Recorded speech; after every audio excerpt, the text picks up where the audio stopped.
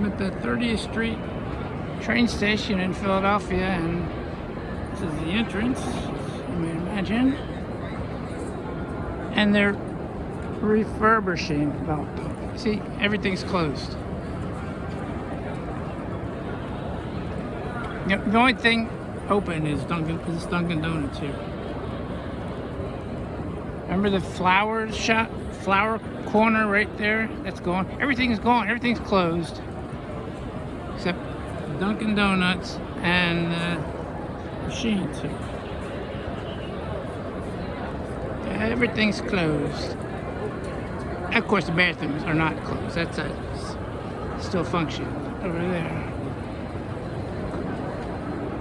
The only thing you can get is a donut.